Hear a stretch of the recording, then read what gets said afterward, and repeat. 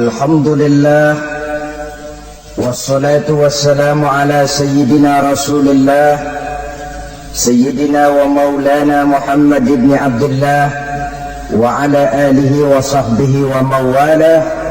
La hawla wa la quwwata illa billah, amma ba'du. Bapak-bapak, ibu-ibu, saudara-saudara kaum muslimin rahimakumullah. Keagungan Ramadan yang ditandai 3 hal. Pertama, Ramadan dipilih oleh Allah menjadi bulan tempat di mana pertama kali diturunkan Al-Quranul Karim, kitab suci kita, imam kita, pedoman utama dalam melaksanakan berbagai kegiatan hidup. Pertama, ia berisi akidah yang tujuannya menyelamatkan manusia dari ketergantungan kepada benda, menyelamatkan manusia dari kemusyrikan, baik syirik yang jali maupun syirik yang khafi. Syirik jali itu syirik terang-terangan, nyata-nyata menyembah berhala, nyata-nyata meyakini Tuhan lebih dari satu. Kalau gitu insya Allah kita aman. Tapi ada syirik khafi, syirik yang tersembunyi, menjadikan yang selain Allah sebagai tujuan akhir dari seluruh kegiatan hidup. Itu syirik khafi. Saya sejak pakai cincin ini rezeki lancar. Cincin. Saya sejak pakai gesper ini, jangan anak gadis, nenek-nenek ngelihat saya lemes. Gesper. Ini sejak ada perkutut di rumah ini, bisnis bagus. Perkutut. Kalau komputer lebih kita kagumi dari Allah, itulah berhala kita. Kalau pangkat lebih kita utamakan dari Allah, itulah berhala kita. Kalau ilmu lebih kita kagumi daripada Allah, itulah berhala kita. Quran membebaskan manusia dari ketergantungan kepada benda, membersihkan keyakinan, meluruskan tauhid dengan konsep akidah. Lalu sisi yang kedua, syariat untuk mengatur kehidupan sesama manusia. Selama ini kalau mendengar syariat, yang terbayang oleh kita kan yang serem-serem, dan memang diopinikan sedemikian rupa. Padahal watak syariat itu pertama, al-musawat bainan nas fi takalifil ahkam. Ini watak syariat Islam. Semua manusia sama dalam berhadapan dengan hukum Allah. Semua manusia sama. Bukankah ini yang kita perjuangkan dengan tuntutan keadilan? Supaya di Republik ini jangan ada warga negara kelas 1. Supaya di Republik ini jangan ada yang kebal hukum. Supaya di Republik ini hukum jangan seperti pisau, tajam ke bawah tapi tumpul ke atas. Syariat mengajarkan al-musawat bainan nas fi takalifil ahkam. Semua manusia sama dalam berhadapan dengan hukum Allah. Ketika mengajarkan orang beramal, Rasulullah kepada putri kesayangan beliau sendiri berkata, "I'mali ya Fatimah, i'mali fa inni la ughni anki minallahi syai'a." Fatimah, beramal kau. Fatimah sholat, Fatimah puasa, Fatimah haji.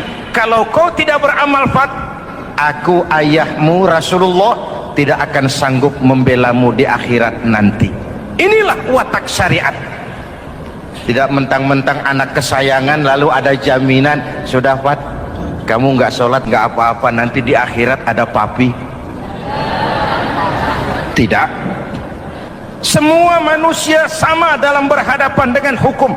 Andai kata Fatimah putri Muhammad mencuri, tidak usah orang lain, Muhammad sendiri yang akan memotong tangannya. Bukankah keadilan macam ini yang kita harapkan? Cuma sayang selama ini banyak kita mengenal Islam seperti orang buta kenal gajah. Ada 3 orang buta dilepas ke kebun binatang, disuruh kenal gajah. Saya yakin laporannya lain-lain.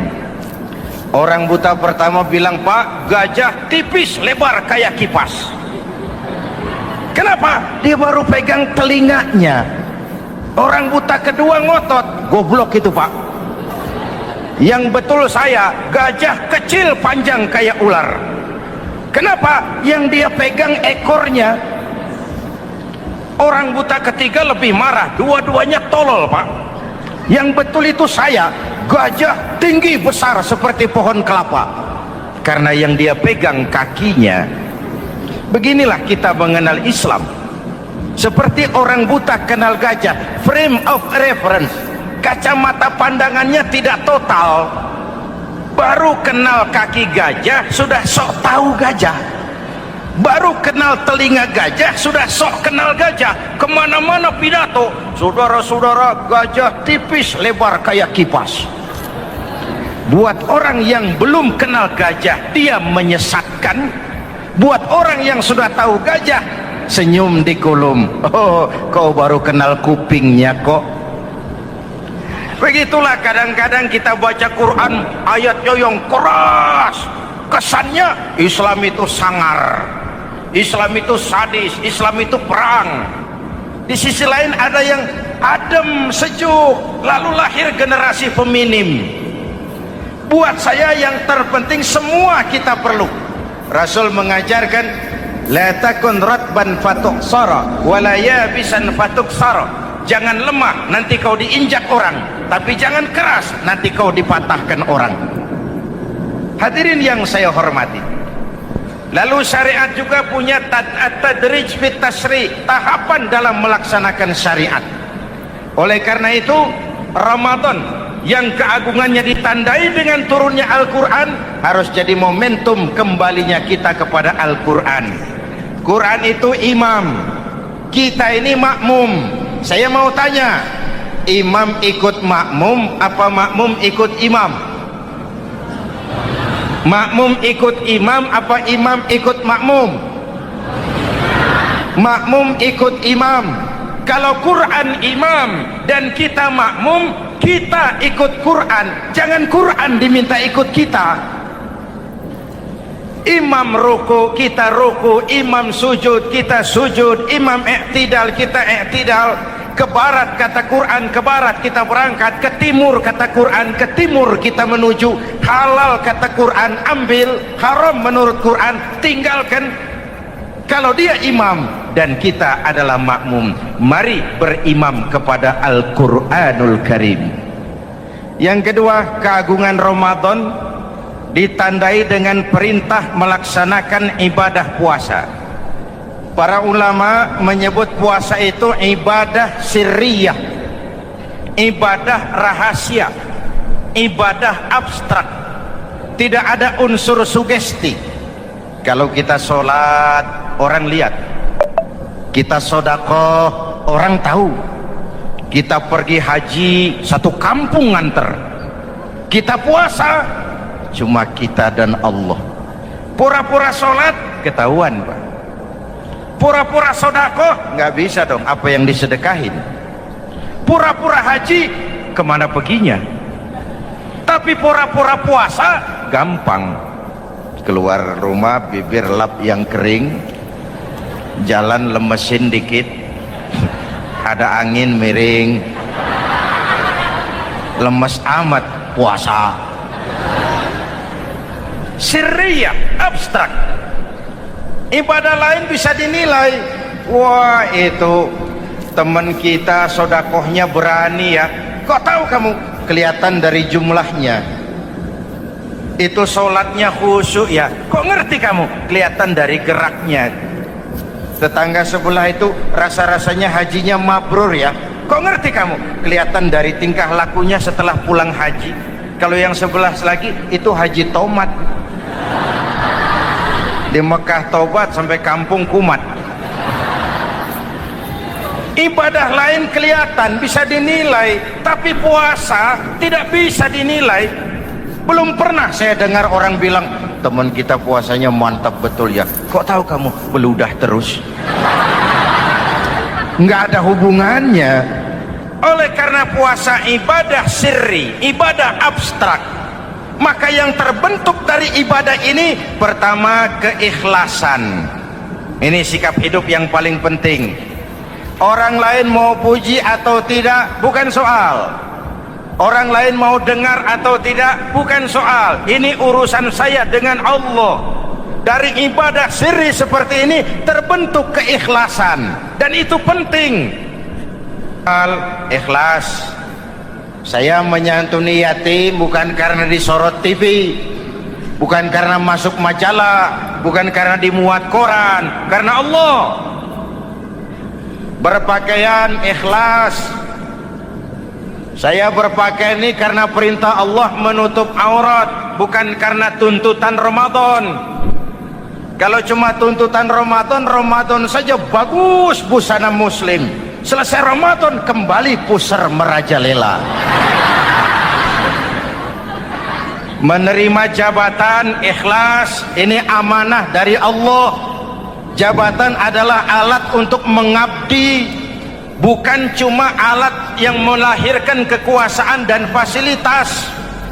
Kalau kekuasaan dianggap sebagai fasilitas dan kekuasaan, maka yang lahir tentu akhirnya maling-maling baru, yang lahir rampok-rampok baru, yang dikuras ya harta negara. Hadirin yang saya hormati, ikhlas menerima jabatan dengan keyakinan ini amanah Allah, amanah akan dimintakan pertanggungan jawab. Ini alat untuk berbuat baik, ini alat untuk mengabdi.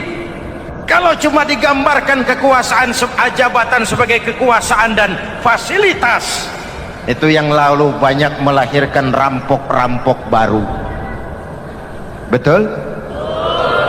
Iya, kalau jabatan kan gajiannya jelas. Menteri gajinya jelas, anggota DPR gajinya jelas, presiden, wakil presiden gajinya jelas. Tetapi ketika fasilitas dan kekuasaan banyak memberikan hasil, jangan heran lalu muncul penjarahan terhadap kekayaan-kekayaan yang justru merupakan milik rakyat. Ikhlas dalam menerima jabatan, ikhlas dalam berbuat, ikhlas dalam beramal. Lalu yang kedua, jujur. Tadi siang saudara sholat zuhur apa tidak? Sholat. Yang sholat? Ya enggak, ya enggak. Sebelum sholat zuhur kan saudara berwudu. Waktu berwudu kan saudara berkemur, memasukkan air ke mulut. Umpama waktu berkemur saudara korupsi, dikit saja airnya saudara minum, jangankan hansip, jangankan satpam, jangankan polisi, teman sebelah pun tidak tahu kalau waktu berkemur kita korupsi. Kenapa kita tidak mau melakukan itu? Ada rasa malu kepada Allah. Alangkah positifnya kalau ini diterjemahkan dalam kehidupan. Sekarang kan kita berpikirnya Allah ditekan. Kamu korupsi ya? Iya, Tuhan kan tahu. Biarin, Tuhan mah tahu, nggak ribut. Nggak ribut katanya. Tapi kalau orang, 3 orang saja tahu, geger kantor. Bayangin, Tuhan aja ditekan, Tuhan diintimidasi, apalagi orang lain. Lahir etika otonom, daya kontrol yang paling ampuh yang muncul dari dalam jiwa kita sendiri. Sabahu ahadun au qatalahu falyaqul inni shaim, inni shaim. Kalau ada orang mencaci maki dia, bahkan mengajak dia berkelahi yang menurut ukuran dia mesti menang, tapi karena puasa, maaf, saya bukan gak berani sama kamu, saya sedang puasa. Kalau mau berkelahi juga ntar aja habis buka, segeran dikit berantemnya. Ini shaim, maaf saya sedang berpuasa. Itu merupakan benteng. Orang itu kan kalau lagi puasa kondisi lapar, haus, temperamen kan tinggi. Sedikit tersinggung temperatur naik, sama marah gampang. Kalau waktu begitu dia bisa sabar, ketika kenyang sudah nggak ada masalah. Sabar baik dalam taat kepada Allah. Kalau ibadah berpuasa kita baik, kita yang malam ini pasti bukan kita 20 hari yang lalu. Kita yang malam ini, kita yang sudah ditempa oleh penggojologan Ramadan, ditempa oleh kawah candra di mukanya Ramadan, sehingga membias dalam pembentukan pribadi. Setiap ibadah yang dikerjakan dengan benar pasti punya dampak positif dalam meluruskan moral orang yang melaksanakan ibadah itu sendiri. Jangan sampai terjebak kepada rutinitas ritual. Akhirnya seperti yang sering saya ungkapkan, sholat rajin, maksiat tekun, baca Quran mau, fitnah orang hobi, sedekah ya sedekah tapi nyolongnya lebih gede dari sedekahnya. Sedekahnya cuma untuk ngumpetin korupsinya. Akhirnya jadi lipstik, akhirnya jadi dekorasi. Setiap ibadah yang dikerjakan dengan benar punya dampak positif dalam meluruskan moral dan memperbaiki akhlak orang yang melaksanakan ibadah itu sendiri. Begitulah Ramadan, ada pelaksanaan ibadah puasa. Dan untuk puasa Nabi bersabda, lis-shaimi farhatani, farhatun indal iftar wa farhatun inda liqa'i rabbih.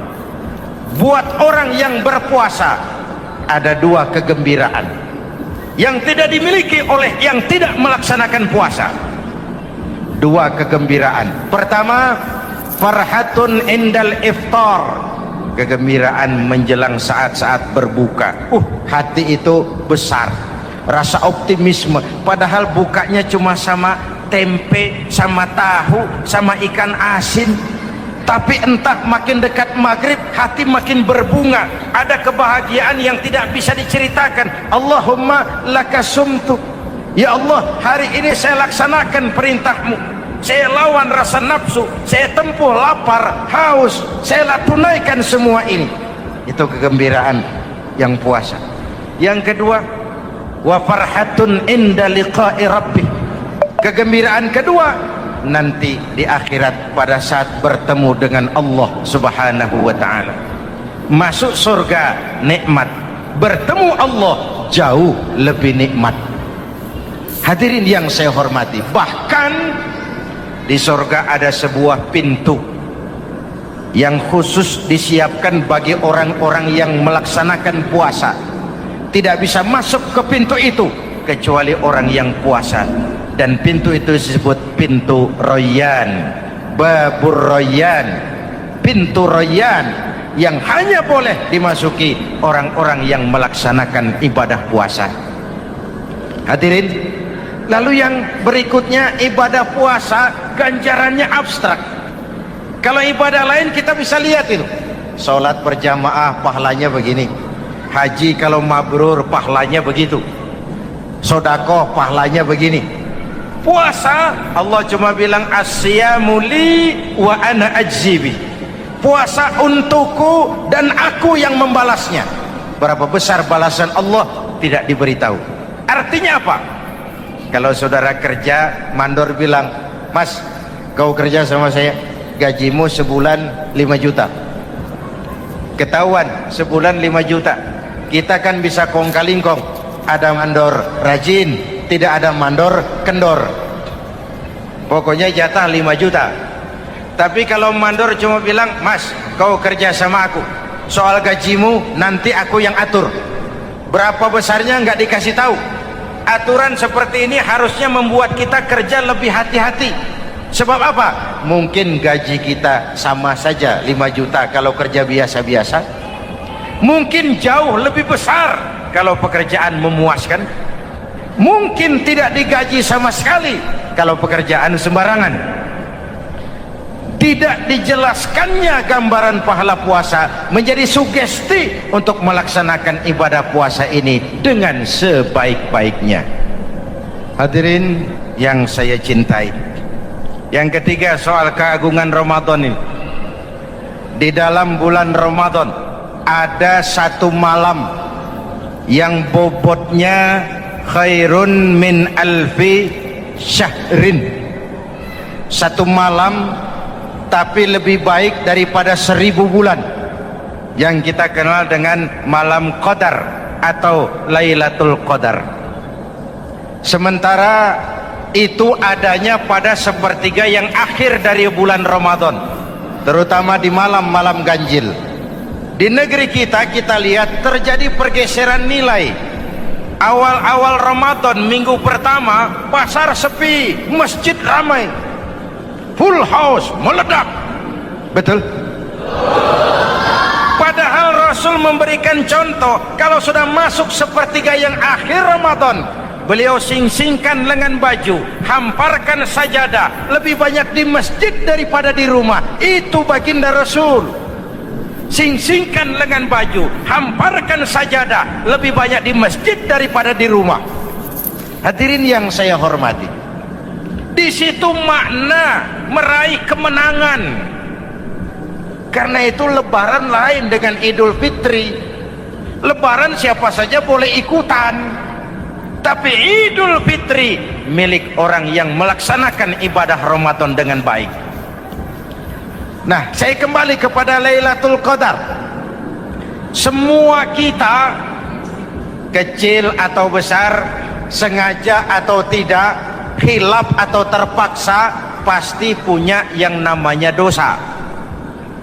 Di sini semua yang hadir nih, include saya, apa ada yang tidak punya dosa?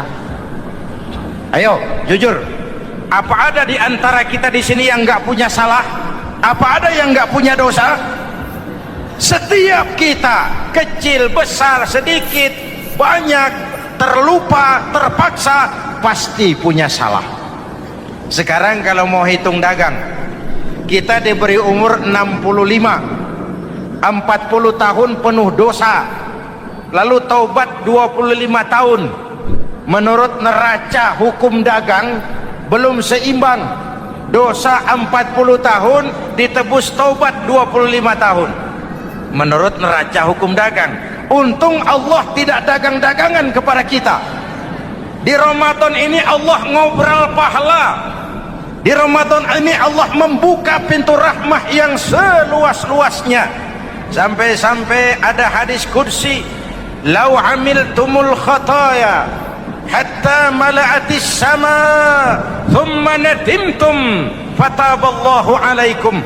Kalaupun kamu berbuat dosa, penuh langit dengan dosamu, kemudian kamu menyesal dan bertaubat, Allah pasti akan menerima taubatmu. Hadirin yang saya hormati, inilah momentum Ramadan, saat dimana kita melakukan pemutihan diri. Masih ingat cerita dalam kitab Durratun Nasihin? Saya ulang lagi cerita ini untuk sugesti. Ada buajingan tengik pernah membunuh 99 orang. Satu saat hidayah datang kepadanya, terniat ingin bertaubat. Dicarinya seorang ustadz, ketemu ustadz kepala ngajar. Ustadz, ya, apa? Saya mau taubat, diterima apa tidak taubat saya? Emangnya dosa kamu apa? Saya pernah membunuh 99 orang, ustadz. Ustadznya melotot. Wih, banyak amat. Enggak segampang itu nyawa hak prerogatif Allah. Cuma Allah yang berhak ngambil. Membunuh tanpa alasan yang benar, dosa besar. Dosamu kelewat banyak, mas. Enggak bisa. Dia vonis lebih dulu kayak surga milik bapak moyangnya. Ini preman kita pikir, ini ustadz saya niat baik-baik kok ngomongnya nggak enak. Nah, daripada 99 tanggung,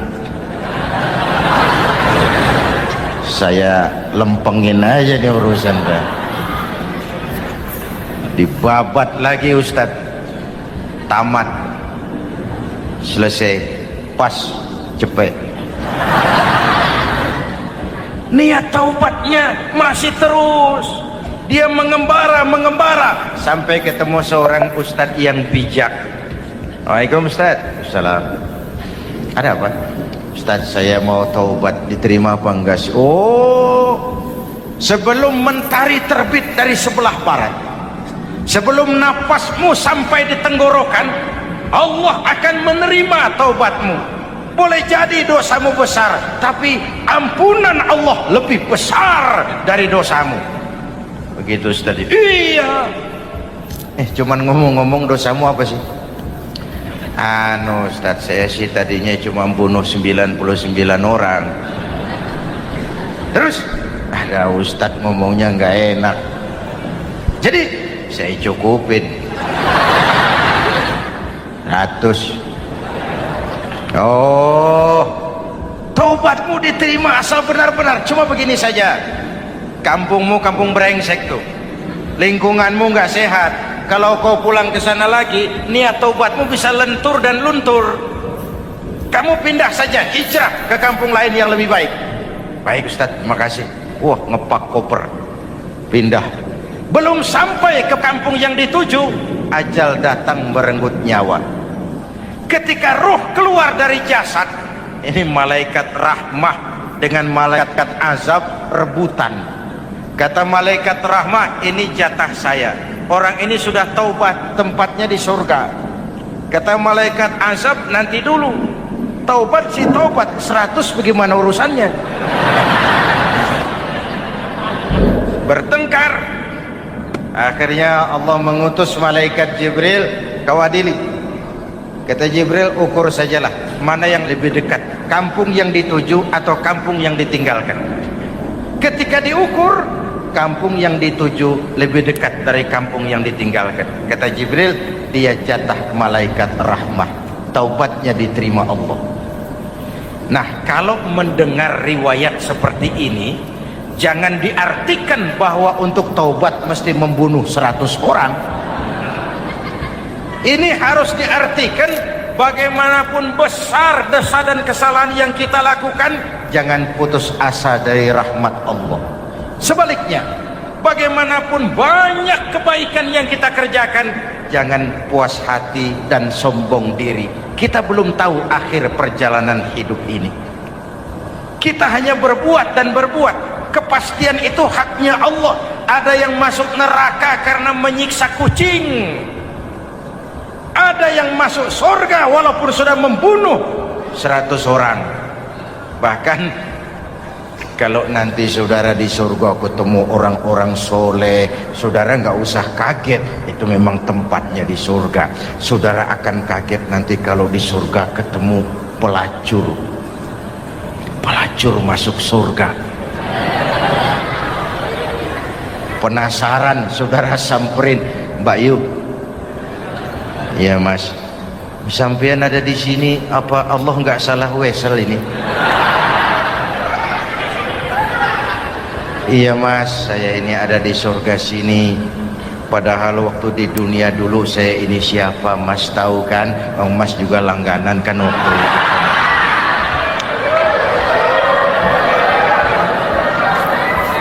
Tapi terus terang saja Mas, waktu di dunia itu saya terpaksa betul. Sejak lahir saya sudah yatim piatu. Sejak kecil sudah yatim piatu. Ada tetangga saya muslim sedikit kaya, tapi pelitnya 17 setan. Akhirnya demi tuntutan perut saya merantau ke kota besar. Ada yang nolong, katanya kerjanya ringan, uangnya lumayan. Apa? Yaitu demi sesuap nasi saya lakoni. Satu malam saya lagi berangkat dagang, lewat masjid Baitul Ihsan, ada ceramah. Saya dengar dari jauh, ustadznya pidato, katanya Allah berpesan, "Lau amiltumul khataya hatta mala'atis sama thumma nadimtum fataballahu alaikum." kalaupun kamu berbuat dosa penuh langit dengan dosamu, lalu kau menyesal dan bertaubat, Allah pasti akan menerima taubatmu. Mendengar hadis itu mas, berlinang air mata saya. Terbayang dosa-dosa yang pernah saya lakukan, terbayang orang-orang yang pernah menanamkan modal asing.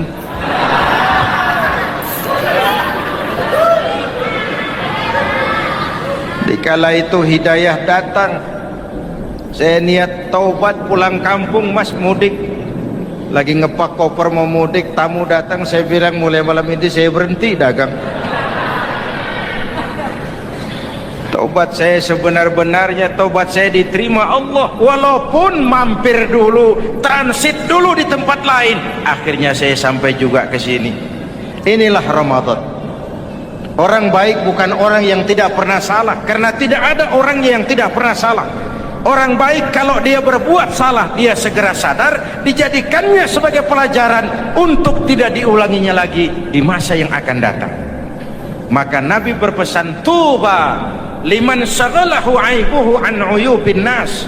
Beruntung benar orang yang kekurangan dirinya menyebabkan dia sibuk sampai tidak sempat mencari-cari kekurangan orang lain. Tapi celaka benar orang yang terlalu sibuk mencari-cari kekurangan orang lain sampai lupa dengan kekurangan dirinya sendiri. Hadirin, karena itu menurut Al-Imamul Ghazali, Lailatul Qadar itu malam istimewa. Adanya pada sepertiga yang akhir di malam-malam ganjil, 21, 23, 25, 27, 29. Tetapi yang ingin mendapatkan Lailatul Qadar harus berjaga-jaga sejak awal Ramadan. Nggak bisa pakai ilmu ngancem. Wah ini 21 malam nih, nggak keluar-keluar dari masjid. 22 libur, 23 absen lagi. Nggak bisa seperti itu. Ingin mendapatkan Lailatul Qadar harus berjaga-jaga sejak awal Ramadan. 1000 bulan kira-kira 83 tahun. Rata-rata umur orang sekarang kita ini jarang yang sampai 83. Jarang. Kalau menyontoh Rasul jatah kita 63. Hadirin yang saya hormati, sehingga dikatakan itulah fasilitas yang diberikan Allah kepada umat Muhammad ini. Walaupun umurnya relatif pendek, tapi amaliyahnya tidak kalah dengan umat zaman dulu. Benar, Nabi Nuh umurnya 950 tahun. Ibadah umatnya berarti panjang, tetapi mereka tidak ada Lailatul Qadarnya.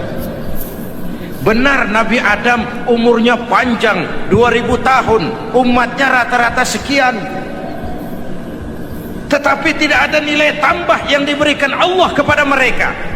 Kita umat Muhammad ini umur relatif pendek. Kalau nyontoh Nabi 63 tahun, betul. Tapi bayangkan ada Lailatul Qadar yang nilainya khairun min alfi syahrin, lebih baik daripada 1000 bulan, dan 1000 bulan 83 tahun. Kalau 10 tahun berturut-turut memanfaatkan Lailatul Qadar, maka artinya umur kita sudah sama dengan umur umat Nabi Nuh alaihi salam. Kualitas ibadahnya yang saya maksud. Tugas kita memanfaatkan peluang-peluang seperti ini dan mengisinya dengan berbagai kegiatan-kegiatan ibadah. Mumpung Allah menyediakan itu buat kita bersama. Tahun depan nggak ada jaminan kita ketemu Ramadan lagi. Karena itu mumpung senyampang ini diberikan kesempatan memasuki minggu-minggu 10 yang terakhir dari Ramadan, sing-singkan lengan baju, hamparkan sajadah, dan berusaha lebih banyak di masjid daripada di rumah. Hadirin yang saya hormati, dari pembicaraan singkat yang saya sampaikan, Ramadan menjadi agung oleh karena 3 hal. Pertama, ia dipilih menjadi bulan tempat di mana pertama kali diturunkan ayat-ayat suci Al-Quran. Karenanya Ramadan disebut juga sebagai Syahrul Quran, bulan Al-Quran. Karenanya Ramadan juga kita lebih intens memasuki kehidupan Al-Quran sebagai makmum dan kita sebagai imam. Jika Quran adalah imam dan kita adalah makmum, maka konsekuensinya makmum harus ikut imam, bukan imam yang ikut makmum. Yang kedua, keagungan Ramadan ditandai dengan pelaksanaan ibadah puasa. Setiap ibadah yang dikerjakan dengan benar pasti punya dampak dalam memperbaiki moral, meluruskan akhlak orang yang melaksanakan ibadah itu sendiri. Maka bulan suci Ramadan menjadilah kawah candra di muka, menjadi bulan training, bulan latihan. Saya sering ibaratkan, Mike Tyson masuk latihan, keluar latihan, tinjunya makin hebat. Hewitt masuk latihan, keluar latihan, tenisnya makin canggih. Zinedine Zidane masuk latihan, keluar latihan, sepak bolanya makin hebat. Kalau latihan tiap hari, main kalah terus, orang kan ngomong, buat apa latihan? Kita sebulan penuh latihan supaya bulan-bulan sesudah Ramadan nanti kita jangan sampai kalah dalam permainan hidup ini.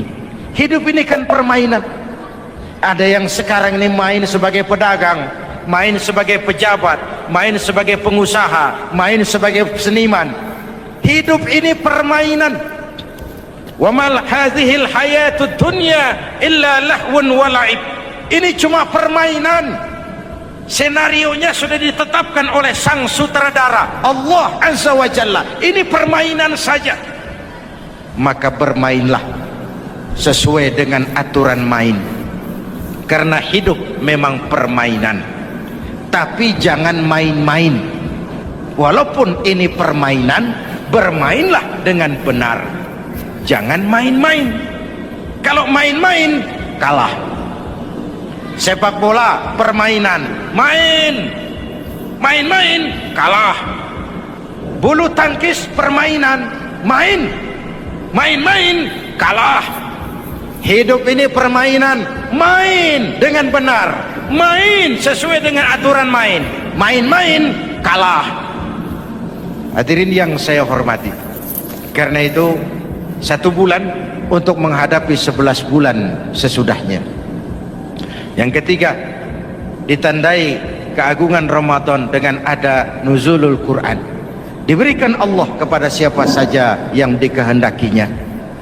Semoga ibadah yang sudah kita kerjakan kiranya diterima Allah. Yang masih akan kita kerjakan, diberikan kita kekuatan zahir dan batin untuk dapat melaksanakannya dengan sebaik-baik.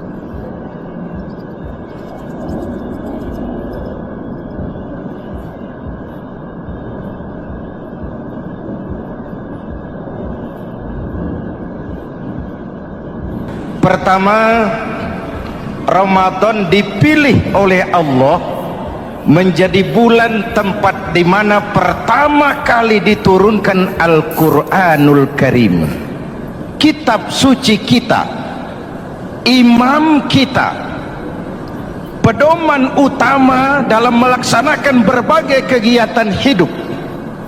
Pertama, ia berisi akidah yang tujuannya menyelamatkan manusia dari ketergantungan kepada benda, menyelamatkan manusia dari kemusyrikan, baik syirik yang jali maupun syirik yang khafi. Syirik jali itu syirik terang-terangan, nyata-nyata menyembah berhala, nyata-nyata meyakini Tuhan lebih dari satu. Kalau gitu insya Allah kita aman. Tapi ada syirik khafi, syirik yang tersembunyi, menjadikan yang selain Allah sebagai tujuan akhir dari seluruh kegiatan hidup. Itu syirik khafi. Saya sejak pakai cincin ini rezeki lancar. Cincin.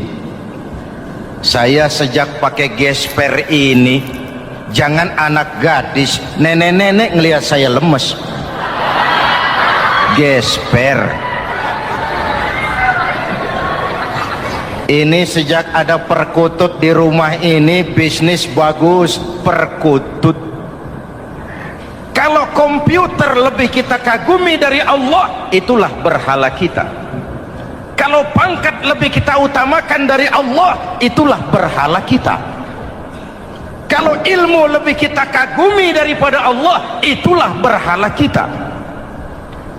Quran membebaskan manusia dari ketergantungan kepada benda, membersihkan keyakinan, meluruskan tauhid dengan konsep akidah. Lalu sisi yang kedua, syariat untuk mengatur kehidupan sesama manusia. Selama ini kalau mendengar syariat, yang terbayang oleh kita kan yang serem-serem, dan memang diopinikan sedemikian rupa.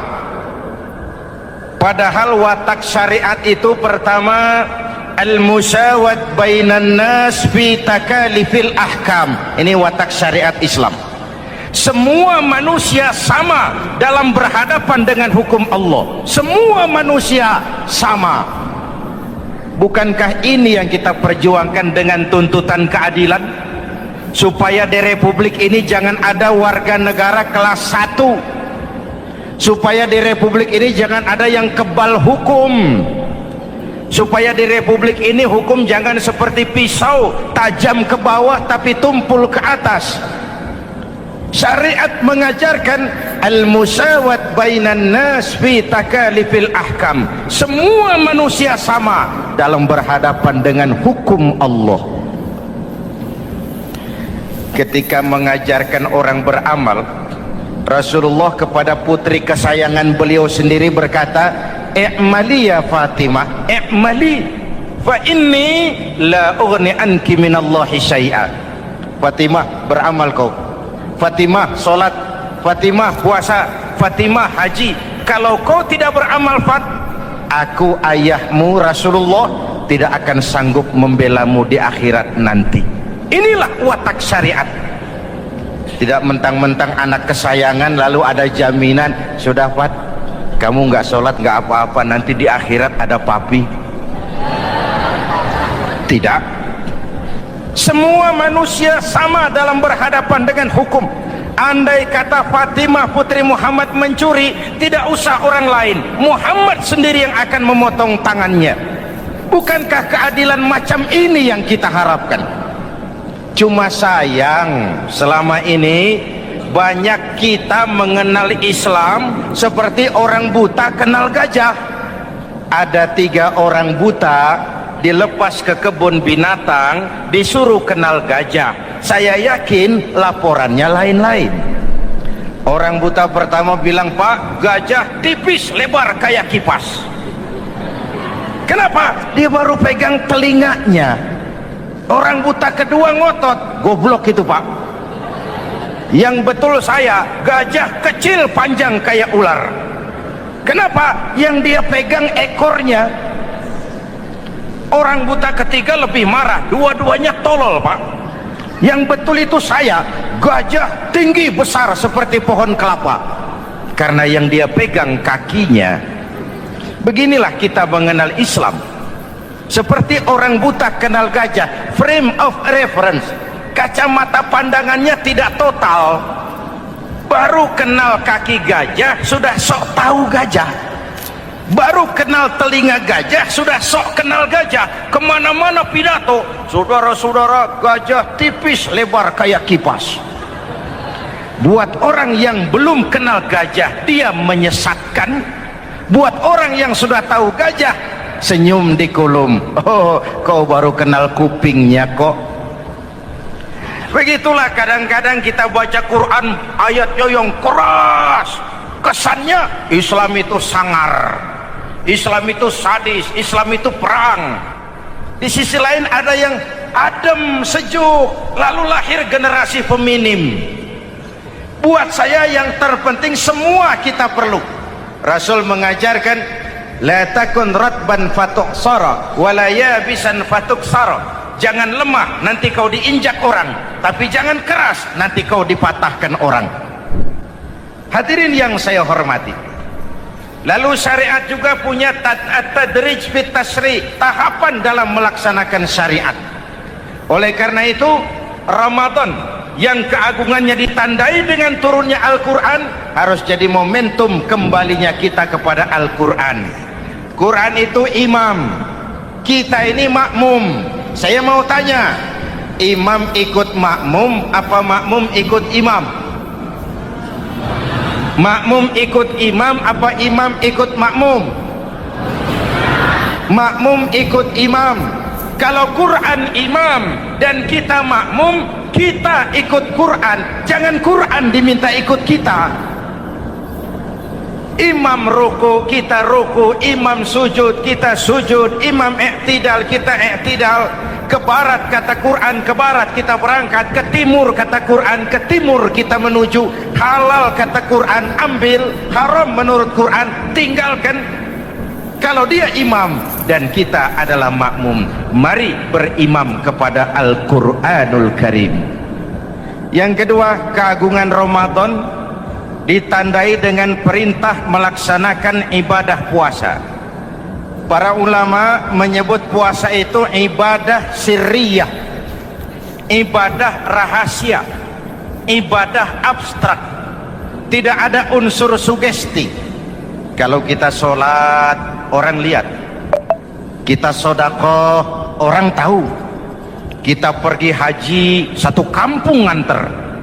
Kita puasa, cuma kita dan Allah. Pura-pura sholat, ketahuan Pak. Pura-pura sedekah, nggak bisa dong apa yang disedekahin. Pura-pura haji, kemana perginya? Tapi pura-pura puasa, gampang. Keluar rumah, bibir lap yang kering, jalan lemesin dikit, ada angin miring,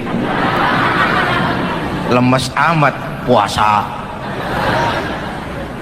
Sirriyah, abstrak. Ibadah lain bisa dinilai, wah itu teman kita sodakohnya berani ya. Kok tahu kamu? Kelihatan dari jumlahnya. Itu sholatnya khusyuk ya. Kok ngerti kamu? Kelihatan dari geraknya. Tetangga sebelah itu rasa-rasanya hajinya mabrur ya. Kok ngerti kamu? Kelihatan dari tingkah lakunya setelah pulang haji. Kalau yang sebelah lagi itu haji tomat. Di Mekah tobat sampai kampung kumat. Ibadah lain kelihatan bisa dinilai, tapi puasa tidak bisa dinilai. Belum pernah saya dengar orang bilang, teman kita puasanya mantap betul ya. Kok tahu kamu? Beludah terus. Nggak ada hubungannya. Oleh karena puasa ibadah sirri, ibadah abstrak, maka yang terbentuk dari ibadah ini pertama keikhlasan. Ini sikap hidup yang paling penting. Orang lain mau puji atau tidak bukan soal. Orang lain mau dengar atau tidak bukan soal. Ini urusan saya dengan Allah. Dari ibadah sirri seperti ini terbentuk keikhlasan, dan itu penting. Ikhlas. Saya menyantuni yatim bukan karena disorot TV, bukan karena masuk majalah, bukan karena dimuat koran, karena Allah. Berbagai fasilitas. Kalau kekuasaan dianggap sebagai fasilitas dan kekuasaan, maka yang lahir tentu akhirnya maling-maling baru, yang lahir rampok-rampok baru, yang dikuras ya harta negara. Hadirin yang saya hormati, ikhlas menerima jabatan dengan keyakinan ini amanah Allah, amanah akan dimintakan pertanggungan jawab. Ini alat untuk berbuat baik, ini alat untuk mengabdi. Kalau cuma digambarkan kekuasaan jabatan sebagai kekuasaan dan fasilitas, itu yang lalu banyak melahirkan rampok-rampok baru. Betul? Iya, kalau jabatan kan gajiannya jelas. Menteri gajinya jelas, anggota DPR gajinya jelas, presiden, wakil presiden gajinya jelas.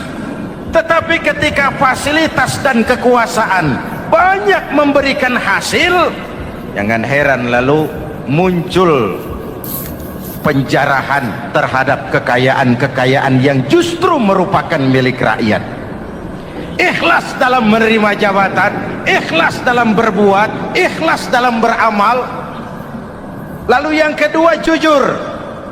Tadi siang saudara sholat zuhur apa tidak? Sholat. Yang sholat? Ya enggak.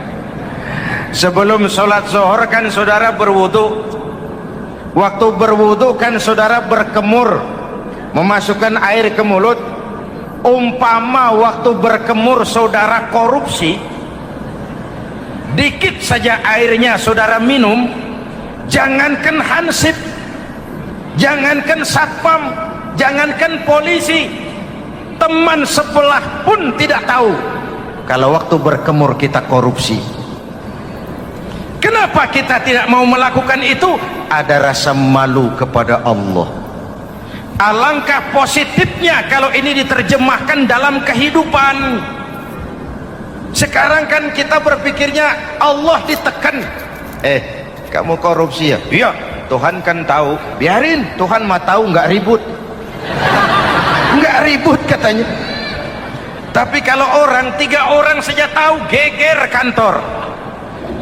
Bayangin, Tuhan aja ditekan, Tuhan diintimidasi, apalagi orang lain. Lahir etika otonom, daya kontrol yang paling ampuh yang muncul dari dalam jiwa kita sendiri. Sabahu ahadun au qatalahu falyaqul inni shaim, inni shaim. Kalau ada orang mencaci maki dia, bahkan mengajak dia berkelahi yang menurut ukuran dia mesti menang, tapi karena puasa, maaf, saya bukan nggak berani sama kamu, saya sedang puasa. Kalau mau berkelahi juga ntar aja habis buka, segeran dikit berantemnya. Ini shaim, maaf, saya sedang berpuasa. Itu merupakan benteng. Orang itu kan kalau lagi puasa kondisi lapar, haus, temperamen kan tinggi. Sedikit tersinggung temperatur naik, sama marah gampang. Kalau waktu begitu dia bisa sabar, ketika kenyang sudah nggak ada masalah. Sabar baik dalam taat kepada Allah. Kalau ibadah berpuasa kita baik, kita yang malam ini pasti bukan kita 20 hari yang lalu. Kita yang malam ini, kita yang sudah ditempa oleh penggojologan Ramadan, ditempa oleh kawah candra di mukanya Ramadan, sehingga membias dalam pembentukan pribadi. Setiap ibadah yang dikerjakan dengan benar pasti punya dampak positif dalam meluruskan moral orang yang melaksanakan ibadah itu sendiri. Jangan sampai terjebak kepada rutinitas ritual. Akhirnya seperti yang sering saya ungkapkan, sholat rajin, maksiat tekun, baca Quran mau, fitnah orang hobi, sedekah ya sedekah, tapi nyolongnya lebih gede dari sedekahnya. Sedekahnya cuma untuk ngumpetin korupsinya. Akhirnya jadi lipstik, akhirnya jadi dekorasi. Setiap ibadah yang dikerjakan dengan benar punya dampak positif dalam meluruskan moral dan memperbaiki akhlak orang yang melaksanakan ibadah itu sendiri. Begitulah Ramadan, ada pelaksanaan ibadah puasa. Dan untuk puasa Nabi bersabda, lis-shaimi farhatani, farhatun indal iftar wa farhatun inda liqa'i rabbih. Buat orang yang berpuasa ada 2 kegembiraan yang tidak dimiliki oleh yang tidak melaksanakan puasa. 2 kegembiraan. Pertama, farhatun indal iftar, kegembiraan menjelang saat-saat berbuka. Hati itu besar, rasa optimisme, padahal bukanya cuma sama tempe, sama tahu, sama ikan asin.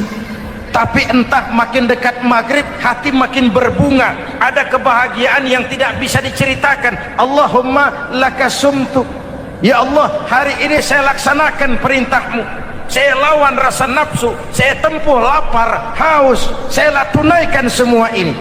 Itu kegembiraan yang puasa. Yang kedua, wa farhatun inda liqa'i rabbih. Kegembiraan kedua nanti di akhirat pada saat bertemu dengan Allah Subhanahu wa taala. Masuk surga nikmat, bertemu Allah jauh lebih nikmat. Hadirin yang saya hormati, bahkan di surga ada sebuah pintu yang khusus disiapkan bagi orang-orang yang melaksanakan puasa. Tidak bisa masuk ke pintu itu kecuali orang yang puasa, dan pintu itu disebut pintu Rayyan, Babur Rayyan, pintu Rayyan, yang hanya boleh dimasuki orang-orang yang melaksanakan ibadah puasa. Hadirin, lalu yang berikutnya, ibadah puasa ganjarannya abstrak. Kalau ibadah lain kita bisa lihat itu, sholat berjamaah pahalanya begini, haji kalau mabrur pahalanya begitu, sodakoh pahalanya begini. Puasa Allah cuma bilang as-siyamu li wa ana ajzibi, puasa untukku dan aku yang membalasnya. Berapa besar balasan Allah tidak diberitahu. Artinya apa? Kalau saudara kerja, mandor bilang, mas kau kerja sama saya, gajimu sebulan 5 juta. Ketahuan sebulan 5 juta. Kita kan bisa kong-kalingkong, ada mandor rajin, tidak ada mandor kendor. Pokoknya jatah 5 juta. Tapi kalau mandor cuma bilang, mas kau kerja sama aku, soal gajimu nanti aku yang atur, berapa besarnya nggak dikasih tahu. Aturan seperti ini harusnya membuat kita kerja lebih hati-hati. Sebab apa? Mungkin gaji kita sama saja 5 juta kalau kerja biasa-biasa, mungkin jauh lebih besar kalau pekerjaan memuaskan, mungkin tidak digaji sama sekali kalau pekerjaan sembarangan. Tidak dijelaskannya gambaran pahala puasa menjadi sugesti untuk melaksanakan ibadah puasa ini dengan sebaik-baiknya. Hadirin yang saya cintai, yang ketiga soal keagungan Ramadan ini. Di dalam bulan Ramadan ada satu malam yang bobotnya khairun min alfi syahrin. Satu malam tapi lebih baik daripada 1000 bulan, yang kita kenal dengan malam Qadar atau Lailatul Qadar. Sementara itu adanya pada sepertiga yang akhir dari bulan Ramadan, terutama di malam-malam ganjil. Di negeri kita lihat terjadi pergeseran nilai. Awal-awal Ramadan, minggu pertama pasar sepi, masjid ramai, full house, meledak. Betul? Padahal Rasul memberikan contoh, kalau sudah masuk sepertiga yang akhir Ramadan, beliau sing-singkan lengan baju, hamparkan sajadah, lebih banyak di masjid daripada di rumah. Itu baginda Rasul. Sing-singkan lengan baju, hamparkan sajadah, lebih banyak di masjid daripada di rumah. Hadirin yang saya hormati, di situ makna meraih kemenangan. Menurut berbagai hadis yang sahih, Nabi Isa Al-Masih nanti akan turun lagi, tidak membawa risalah yang baru, tapi meluruskan risalah Islam ini yang telah banyak ditinggalkan oleh masyarakat. Bahkan ada hadis menjelaskan beliau akan membunuh Nabi, mematahkan kayu-kayu salib, lalu melaksanakan haji dan umrah mengikuti syariat Nabi Muhammad, bukan membawa agama baru. Assalamualaikum warahmatullahi wabarakatuh. Waalaikumsalam warahmatullahi wabarakatuh.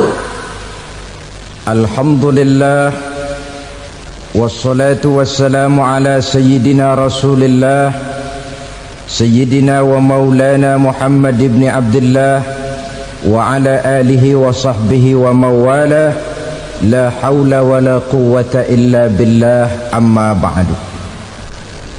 Bapak-bapak, ibu-ibu, saudara-saudara kaum muslimin rahimakumullah. Pada pertemuan yang lalu sudah saya jelaskan bahwa hidup selalu berakhir dengan kematian. Apabila datang kematian menimpa seseorang, datanglah kiamat baginya. Itu yang disebut dengan kiamat kecil. Hakikatnya mati adalah perpindahan dari kehidupan di dunia ini menuju kehidupan di alam barzakh. Menunggu kita di alam barzakh sampai datangnya saat kiamat. Entah 10 tahun, entah 100 tahun, entah 1000 tahun, hanya Allah saja yang maha tahu. Adapun orang-orang beriman yang melakukan amal kebajikan dalam kehidupan di dunia ini, masa penantian yang lama di alam barzakh buat mereka sebentar saja. Tetapi bagi orang-orang kafir yang ingkar, yang tidak beriman kepada Allah, yang hidup di dunia cuma menumpuk-numpuk dosa, tentu penantian di alam barzakh akan merupakan waktu yang sangat lama. Bukankah dalam kehidupan kita waktu itu memang relatif? Contoh misalnya, bagi pemuda-pemudi yang sedang duduk asyik memadu cinta, waktu 4-5 jam saja rasanya cuma 4-5 menit, tenggelam oleh keasikan. Tapi buat orang yang berbaring di rumah sakit, meratap di balik-balik apa itu tembok derita kata lagu, di balik dinding-dinding penjara, sehari bagai seminggu, seminggu rasa sebulan, sebulan boleh jadi rasa setahun. Penantian yang sangat lama. Kapan kiamat itu akan datang? Ini rahasia Allah.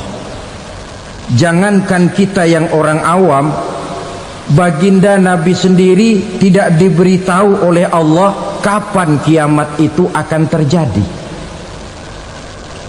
Tetapi sungguh pun demikian, banyak hadis-hadis yang menjelaskan ciri atau tanda-tanda datangnya kiamat. Nah, kalau sudah bicara soal tanda, tanda kiamat itu ada 2. Pertama yang disebut alamatus sughra, tanda-tanda kecil. Ini waktunya masih ada tenggang. Ada yang dinamakan alamatul kubra, tanda-tanda besar. Artinya kiamat sudah diambang pintu. Apa tanda-tanda kecil dari datangnya hari kiamat itu? Misalnya kata Nabi, apabila ilmu sudah diangkat oleh Allah, artinya apabila ulama sudah banyak wafat, minat orang belajar agama berkurang, lalu kebodohan nampak merajalela di mana-mana, zina dikerjakan secara terbuka, minuman-minuman keras jadi kebanggaan. Itu termasuk di antara tanda-tanda kecil terjadinya hari kiamat. Apalagi misalnya iza waladatil ammatu rabbataha, apabila budak sudah melahirkan tuan. Apa maksudnya? Ada yang mentafsirkan apabila anak sudah bisa membudaki orang tuanya. Orang tua yang melahirkan dia, yang membesarkan dia, demi setelah si anak besar jadi orang berpangkat, bertitel, berharta, berkedudukan, jadilah orang tua itu budaknya. Sehingga sering dibilang kalau orang tua kaya, anak jadi raja. Tapi kalau anak yang kaya, orang tua sering jadi budak. Apalagi munculnya fitnah yang bergelombang, timbul perang antara dua bangsa yang besar, waktu berjalan terasa sangat pendek sekali. Itu merupakan tanda di antara tanda-tanda kiamat. termasuk di dalamnya sulit membedakan mana laki mana perempuan. Kan kalau tanda-tanda kayak begini sekarang sudah banyak kita lihat kan, ulama banyak wafat, penggantinya sulit. Zina dikerjakan berterang-terangan, minuman keras jadi kebanggaan, banyak anak membudaki orang tuanya, sulit membedakan mana laki mana perempuan. Kadang-kadang dari belakang kita lihat perempuan bener, begitu kita colek nengok jenggotan.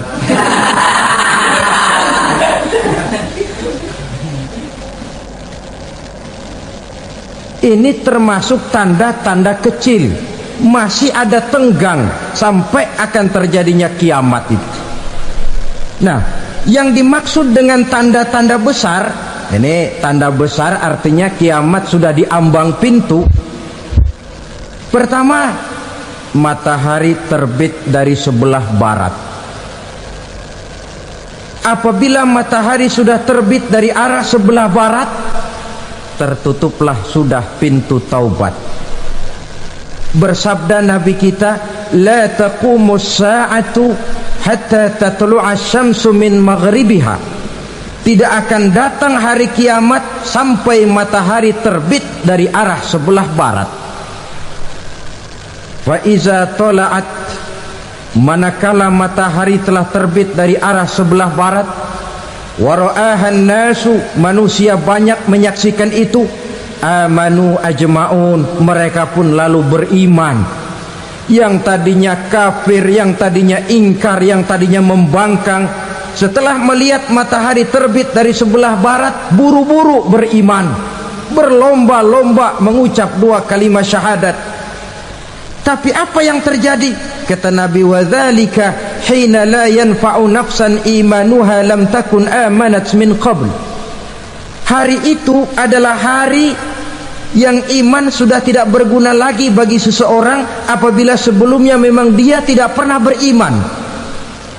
Au kasabat fi imaniha khaira, atau beriman tetapi tidak pernah melakukan kebajikan di dalam keimanannya itu.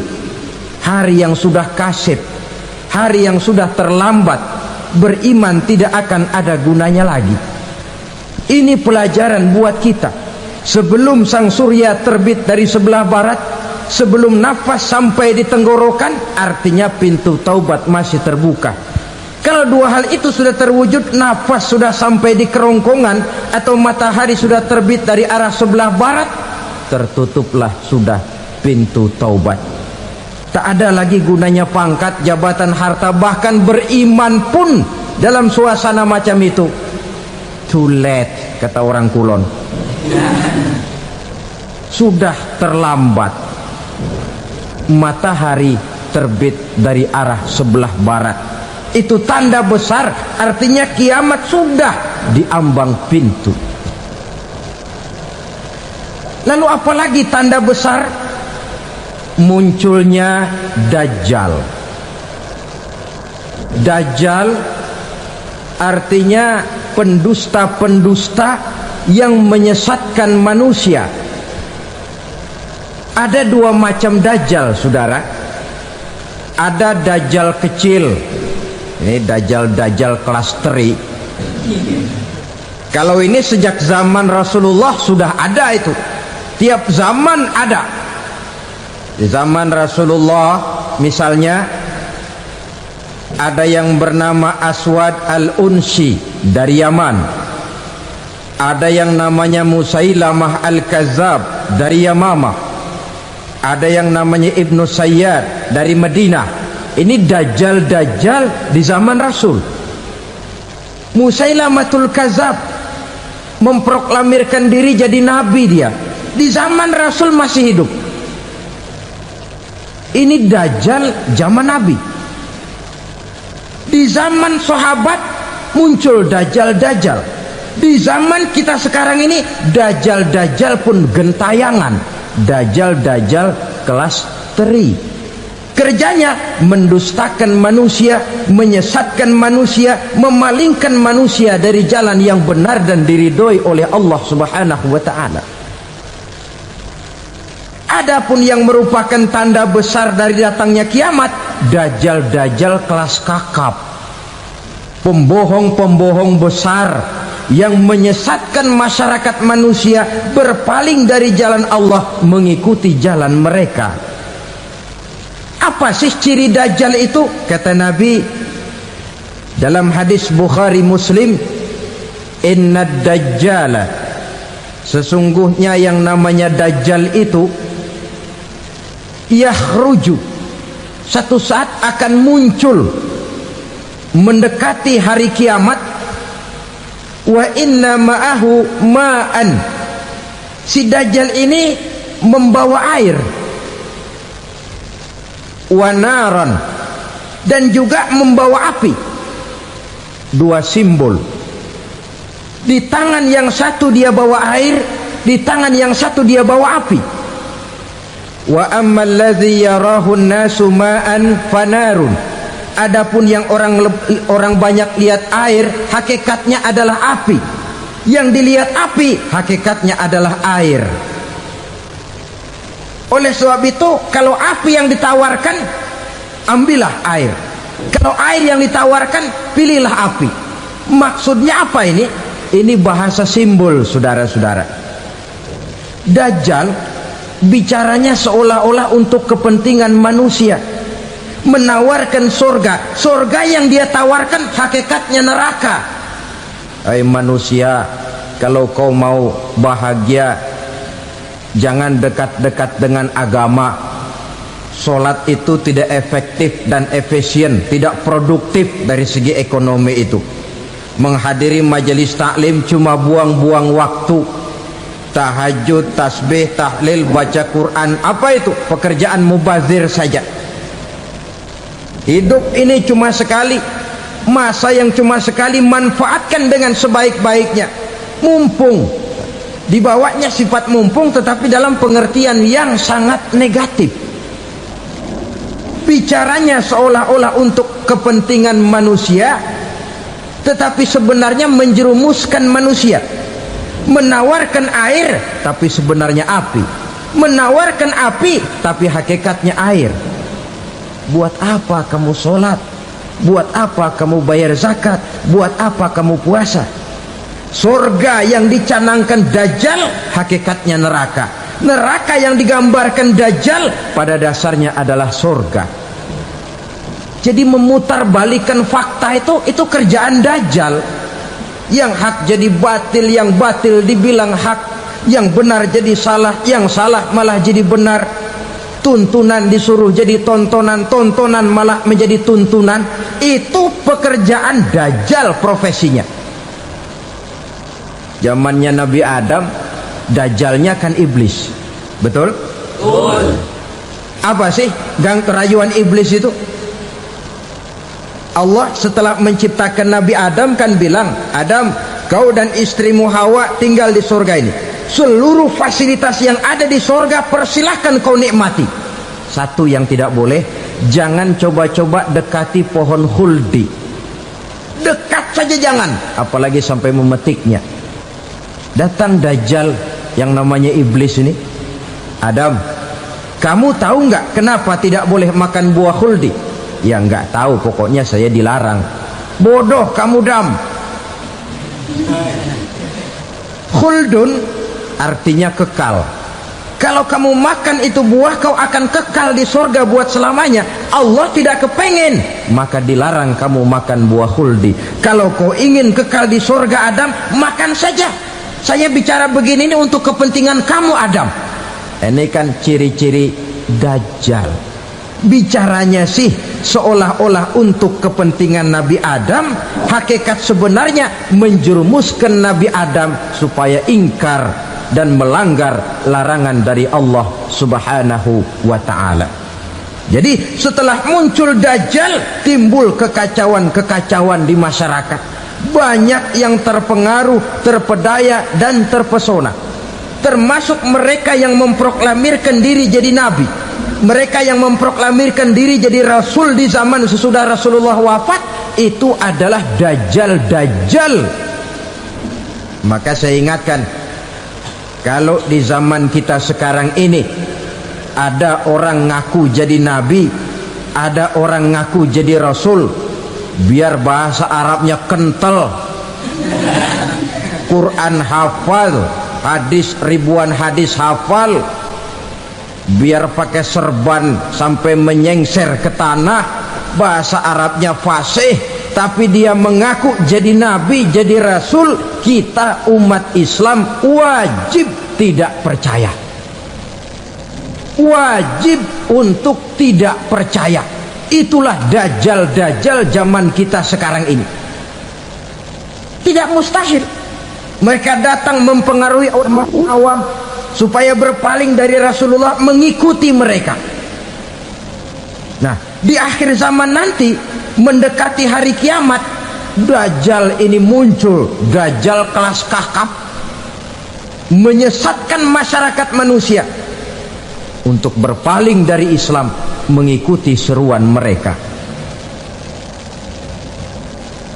Apalagi di antara datangnya kiamat itu, tanda yang besar itu, turunnya Nabiullah Isa Al-Masih, putra Maryam.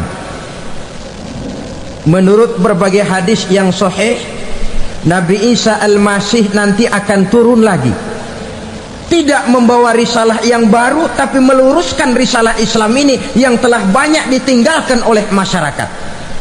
Bahkan ada hadis menjelaskan beliau akan membunuh Nabi, mematahkan kayu-kayu salib, lalu melaksanakan haji dan umrah mengikuti syariat Nabi Muhammad, bukan membawa agama baru,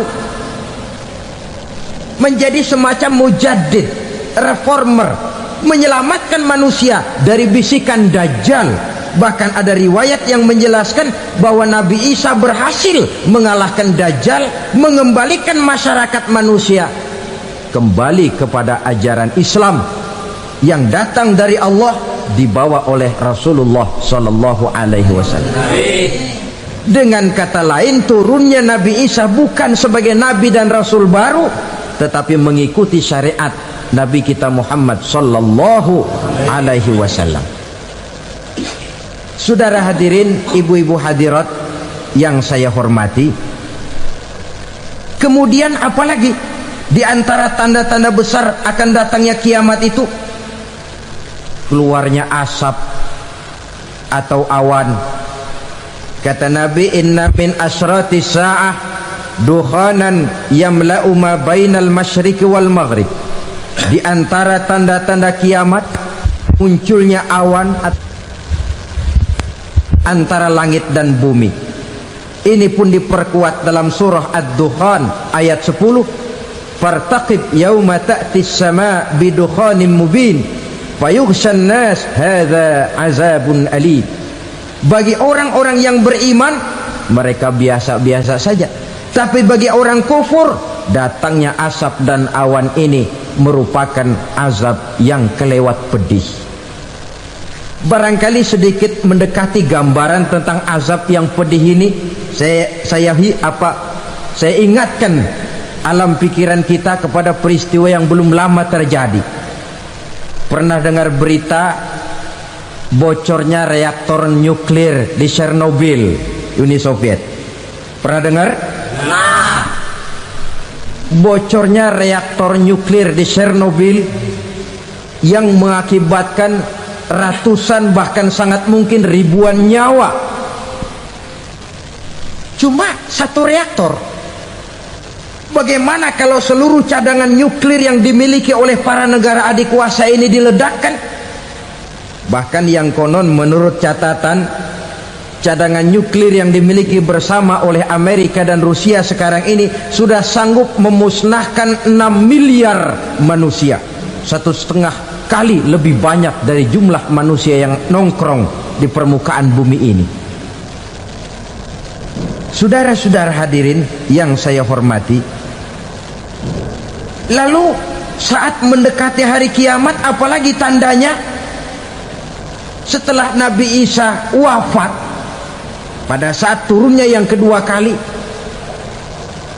lalu Allah meniupkan angin sejuk.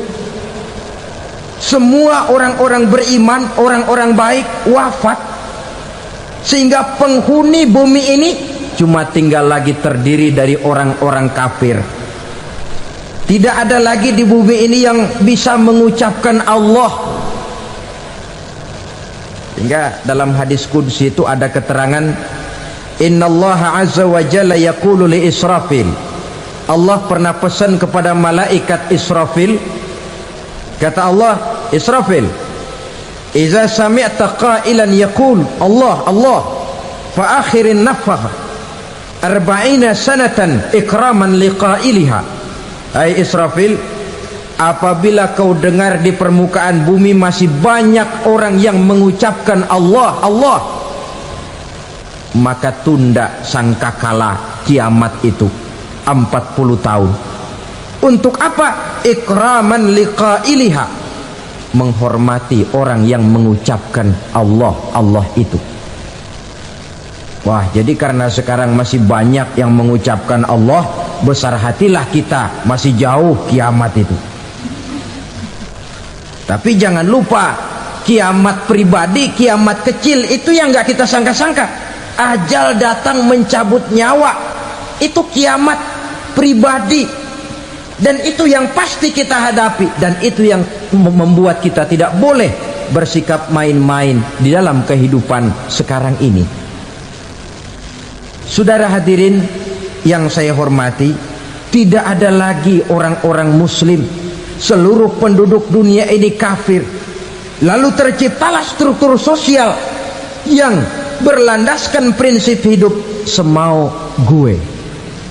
Bakal terjadilah prinsip di mana yang kaya menyantap yang miskin, yang kuat menindas yang lemah. Hidup sudah bagaikan di rimba belantara, berlaku hukum rimba. Siapa yang kuat dia yang menang, siapa yang lemah menjadi mangsa. Timbul kekacauan, maksiat merajalela, munkarat menjadi-jadi, sehingga isi bumi ini penuh dengan segala macam perbuatan dosa. Tidak ada perlunya lagi alam diperpanjang temponya. Datang saat yang sudah dijanjikan oleh Allah Azza wa Jalla, maka terjadilah yang disebut kiamat kubra, kiamat besar, kiamat hancur-hancuran. Bagaimana kejadian ini dimulai? Dalam surah Az-Zumar ayat 68, Allah Subhanahu wa taala berfirman, wa nufikha fis suri fasa'iqa man fis samawati wa man fil ardi illa man sya'allahu. Maka manakala ditiuplah sangkakala, terkejutlah seluruh yang ada di langit dan seluruh yang ada di bumi. Bila saat kiamat datang, Allah perintah malaikat Israfil, Israfil, tiup sangkakalamu. Ditiuplah sangkakala oleh malaikat Israfil. Yang akibat daripada tiupan itu, seluruh yang ada di langit, seluruh yang ada di permukaan bumi terkejut. Yang ada di langit siapa? Malaikat kan. Bayangin aja kalau malaikat kaget, apalagi kita. Terkejut seluruh makhluk yang ada di bumi, yang ada di langit mendengar suara sangkakala itu. Bunyinya tidak sanggup kita bayangkan dahsyatnya. Ledakan nuklir, ledakan neutron, belum apa-apa ketimbang bunyi sangkakala malaikat Israfil ini. Nah, lalu mendengar bunyi sangkakala ini, gemparlah makhluk, kacaulah alam. Bumi gempa, planet-planet bertabrakan, gunung meletus, air laut tumpah ke darat, angin topan bertiup, halilintar menyambar. Lalu semua yang bernama hidup mati total. Mati bareng tanpa persiapan. La haula wala quwata illa billah. Saya kadang-kadang dalam tafakur bermohon, ya Allah, mudah-mudahan saya nggak nemuin kiamat beneran. Ngeri, bisa kita bayangkan macam apa suasana seperti itu. Allah saja banyak memberikan gambaran, misalnya Al-Qari'ah, wa mal qari'ah, wa ma adraka mal qari'ah. Kejadian yang menggemparkan. Tahukah kamu apa kejadian yang menggemparkan itu? Yauma yakunun nasu kal farasil mabsus wa takunul jibalu kal ihnil manfus. Pada saat itu manusia berterbangan bagai kupu-kupu, gunung berterbangan seperti kapas ditiup angin. Gunung saja macam kapas, konon lagi manusia. Kematian total, mulai semut sampai gajah mati, jin mati, iblis mati, malaikat mati. Malaikat saja mati.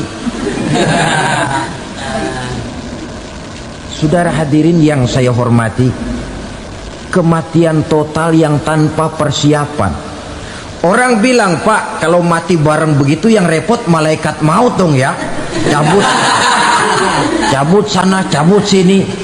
Itu kalau menurut logika kita, mestinya begitu menurut logika. Tapi logika juga yang nggak perlu serepot itu. Sebab untuk mematikan listrik di wilayah DKI, di wilayah Jakarta, nggak perlu tiap rumah didatengin, matiin, ya lama. Cukup dari kantor pusatnya saja PLN tekan satu tombol, gelaplah seluruh Jakarta. Saudara hadirin yang saya hormati, kematian total. Lalu setelah kematian total, planet-planet juga mati, dalam arti tidak bergerak dan beredar. Angin mati, dalam arti tidak bertiup. Air mati, dalam arti tidak ada riak gelombang. Pokoknya semua mati. Kullu nafsin za'iqatul maut, semua yang bernafas mati. Dalam ayat lain, kullu man 'alaiha fan, semua yang ada di permukaan bumi fana. Yang kekal cuma Allah Subhanahu wa ta'ala. Yang paling belakang mati malaikat maut dan malaikat Israfil. Tapi mati juga sesuai dengan janji Allah. 40 lamanya. Tidak dijelaskan oleh Abi Hurairah 40 jam, apa 40 hari, apa 40 tahun. Hadis-hadis cuma menyebutkan 40 saja.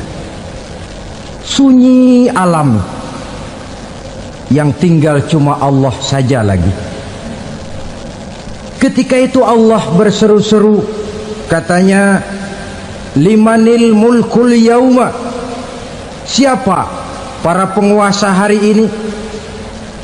Mana itu raja-raja dan penguasa yang dulu mengaku jadi Tuhan? Fir'aun, mana Fir'aun sekarang? Yang dulu jadi raja, merasa berhasil, sombong, lalu tidak mau turun-turun dari kekuasaannya, sampai kepada puncak kekurang ajarannya, mengangkat diri jadi Tuhan. Mana itu Fir'aun? Namrus, mana sekarang Namrus? La ilaha illa ana, ternyata tidak ada Tuhan lain selain daripada aku, kata Allah.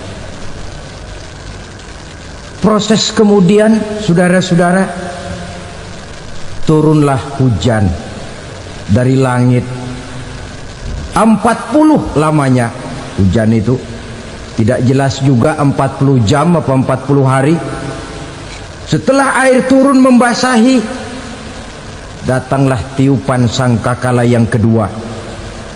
Semua yang bernama mati bangkit dari kuburnya masing-masing.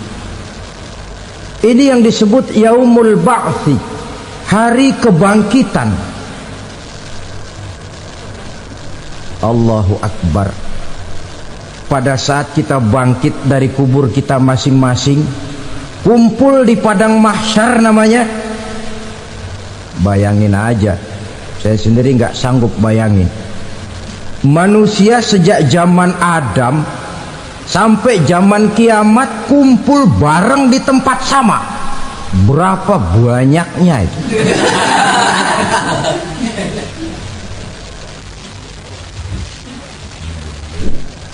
Dan yang luar biasa menurut satu riwayat, pada saat bangkit itu, Masya Allah, roman muka kita berubah,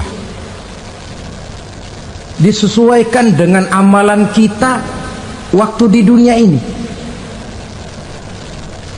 Barang siapa yang waktu di dunia amalannya itu amalan tikus,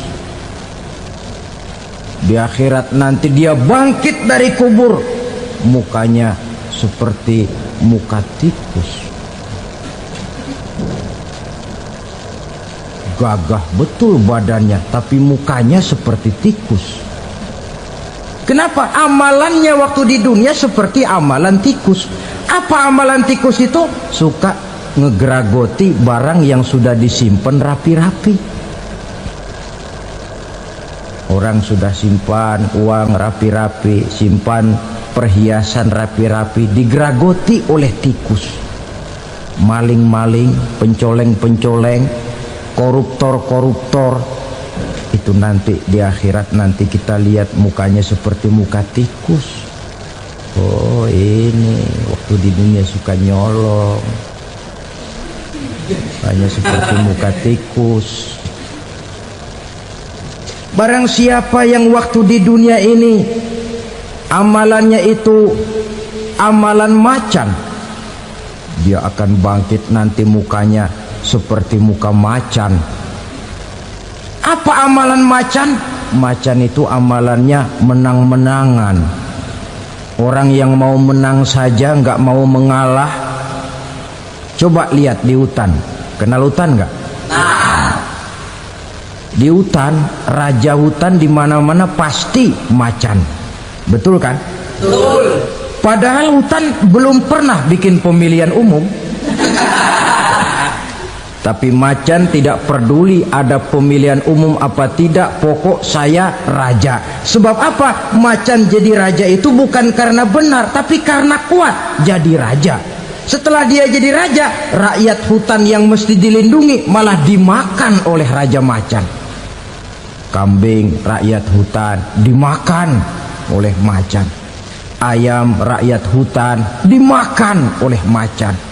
Itu nanti kita lihat di akhirat itu mukanya seperti muka macan, gagah betul. Lalu barang siapa yang di dunia ini amalannya itu seperti amalan anjing, nanti dia punya muka seperti muka anjing. Apa amalan anjing? Pertama, anjing itu kalau disuruh jaga rumah, dia tidak bisa membedakan mana maling mana tamu. Biar yang datang maling kalau bawa tulang, anjing kalem. Yang kedua, anjing itu akan setia kepada siapa saja yang memberinya roti. Siapa yang memberinya roti, itulah majikannya. Apa kata majikannya, pasti dia laksanakan. Soal benar atau salah dia tidak peduli. Setelah anjing dapat roti, dia tidak punya pilihan lain kecuali bilang, abdi mah kumaha juragan wae ayeuna mah.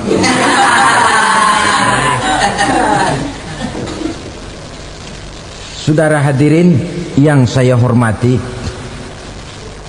berkumpul di padang mahsyar, tiap orang sibuk dengan persoalannya masing-masing. Matahari waktu itu didekatkan oleh Allah, panas luar biasa.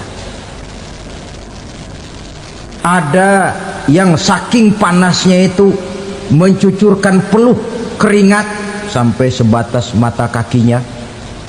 Ada yang keringatnya sampai sedengkulnya. Ada yang keringatnya sampai sepusatnya.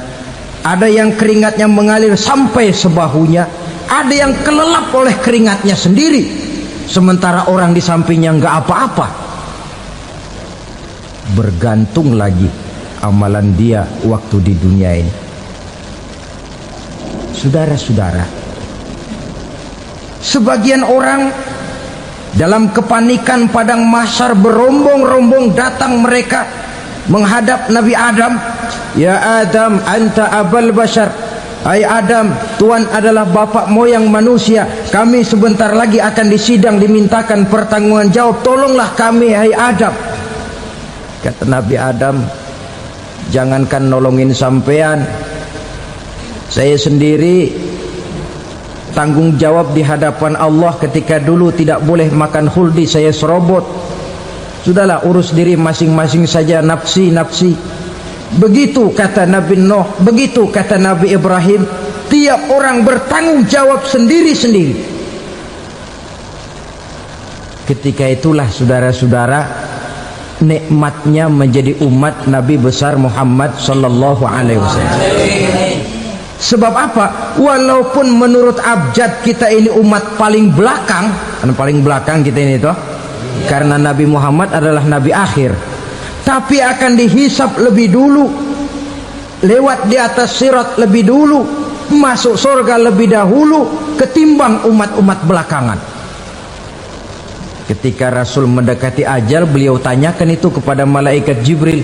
Malaikat Jibril berkata, Muhammad jangan khawatir, Allah sudah berjanji, inni haramtul jannata ala sairil anbiya hatta tadkhulaha anta wa haramtuha ala sairil umami hatta tadkhulaha ummatuka. Surga aku haramkan buat seluruh nabi kecuali kalau engkau Muhammad sudah masuk ke dalamnya, dan surga aku haramkan buat seluruh umat kecuali kalau umatmu Muhammad sudah masuk ke dalamnya. Logikanya, walaupun menurut abjad kita umat paling belakang, bakal dihisap paling dulu, lewat di atas sirat paling dulu, masuk surga paling dulu, kalau mampir ke neraka juga paling dulu. Ya resiko. Jangan mau enaknya aja paling dulu. Saudara hadirin yang saya hormati, setelah masa kebangkitan itu jangan dikira begitu bangkit langsung diperiksa, masih menunggu menanti ribuan tahun perhitungan padang mahsyar untuk sampai kepada proses yang disebut yaumul hisab, hari perhitungan. Seorang demi seorang bakal dipanggil. Bayangkan saja, kita se-RT saja di absen, kadang-kadang perlu waktu lama. Ini manusia sejak zaman Nabi Adam sampai datang hari kiamat, satu demi satu disidang di hadapan Qadhi Rabbul Jalil. Status sosial copot sudah waktu itu. Yang pernah jadi hartawan di situ tidak lagi kelihatan kehartawanannya. Yang pernah jadi jenderal tidak lagi dipanggil jenderalnya. Yang ustadz tidak lagi dipanggil al-mukarramnya. Seluruh status sosial selesai. Dipanggillah kita seorang demi seorang menghadap Qadhi Rabbul Jalil. Bagaimana proses penghisaban itu? Pertama, proses tanya jawab. Di antaranya ada hadis menyatakan, lan tazula qadama 'abdin yaumal qiyamah hatta yus'ala an arba'i khisalin. Besok di hari kiamat tidak akan bergeser telapak kaki seorang hamba sampai dia ditanya lebih dulu tentang 4 persoalan. Tentang ilmunya, kemana ilmu itu diamalkan. Tentang umurnya, di mana umur itu dihabiskan. Tentang masa mudanya, kemana masa muda itu dipakai. Tentang hartanya, dari mana harta itu didapat dan kemana harta itu dibelanjakan. Ini termasuk proses tanya jawab. Jadi kalau istilah pengadilan dunia, nama Fulan bin Fulan. Kamu waktu di dunia diberikan umur panjang untuk apa? Pernah mengalami masa muda, kemana kau habiskan masa remajamu? Kau diamanahkan ilmu, dengan apa ilmumu kau amalkan? Kau diberikan harta, dari mana harta kau dapat, kemana kau belanjakan? Tak seorang pun yang bisa mungkir. Sebab apa? Dikala itu yang menjadi saksi bukan orang. Yang menjadi saksi adalah seluruh anggota badan kita. tangan bicara, kaki jadi saksi terhadap seluruh amalan yang pernah kita kerjakan pada saat kehidupan di alam dunia ini. Selesai proses tanya jawab, lalu diperlihatkan buku catatan kita waktu hidup di dunia ini. Jangan lupa Allah itu menyiapkan 2 superkomputer kepada kita, sebelah ditempelin sebelah kanan, yang sebelah tempelin di sebelah kiri. Komputer itu namanya Raqib dan Atid, 2 malaikat yang apabila baik kita lakukan, refleks saja akan menulis kebajikan kita. Jahat kita kerjakan, akan tertulis. Catatan itu nanti diperlihatkan kepada kita. Waduh, alangkah malunya pada saat diperlihatkan catatan kita, buku rapot kita merah melulu. Barangkali diperiksa sambil diomelin, brengsek lo. Buku merah melulu begini, bagaimana waktu hidup di dunia? Tidak cukup diperlihatkan buku catatan kehidupan, rekaman kehidupan. Rekaman kehidupan kita secara utuh sejak terlahir sampai ajal datang merenggut nyawa. Barangkali mirip dengan video sekarang ini, di mana terekam dengan baik seluruh kegiatan kita, sejak yang sekecil-kecilnya sampai kepada yang sebesar-besarnya. Untuk kemudian kita pun menerima balasan. In khairan fa khairun wa in syarran fa syarrun. Kalau baik ya baik balasannya, kalau jahat ya jahat juga balasannya. Catatan-catatan kita diberikan. Kalau banyak kebajikannya diberikan di tangan kanan dengan cara yang halus. Kalau banyak kejahatannya diberikan dari sebelah kiri atau dilempar dari belakang.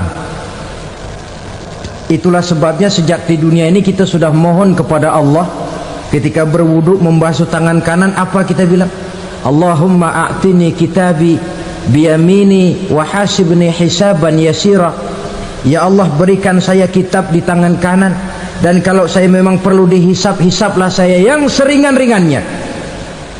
Tangan kiri berlindung kita kepada Allah, jangan sampai diberikan kitab di tangan kiri atau dari arah sebelah belakang. Wa a'udzubika an tu'tiya kitabi bishimali aw min wara'i zuhri, dari arah sebelah belakang. Na'udzubillah min dzalik. Setelah selesai lewat proses penghisaban, lewat mizan, timbangan, maka yang sudah selesai dihisab itu bergeraklah menuju sirat, jembatan yang terbentang menuju surga melalui neraka. Saudara-saudara, panjangnya perjalanan sirat itu memakan waktu ratusan tahun. Tetapi orang yang lewat di atas sirat pun macam-macam, bergantung amalannya ketika di dunia ini. Ada yang lewat di atas sirat itu kal barkil khatib, seperti kilat yang menyambar, lep, sudah sampai dia di surga. Cepat bukan main. Ada yang lewat di atas sirat itu seperti orang lari-lari. Ada yang lewat di atas sirat itu seperti orang jalan biasa. Ada yang sambil merangkak, ada yang sambil ngesor, ada yang sambil gelayutan, ada yang selamat sampai ke ujung ke surga, ada yang tergelincir jatuh masuk ke dalam neraka, bergantung amalannya dalam kehidupan di dunia sekarang ini. Tiap kita akan melewati yang namanya sirat ini. Saudara-saudara kaum muslimin yang saya hormati, dengan demikian mereka yang selamat melalui sirat sampai ke terminal akhir surga, mereka yang ketika dihisab ternyata banyak kejahatannya daripada kebaikannya, mereka singgah di dalam neraka. Nah, adapun orang-orang yang beriman menurut ayat Quran dan hadis Nabi itu nanti ada bermacam-macam. Ada orang beriman itu yang dimasukkan surga. Ada orang beriman itu yang dimasukkan ke dalam surga. Ada orang beriman itu yang disebut penduduk surga.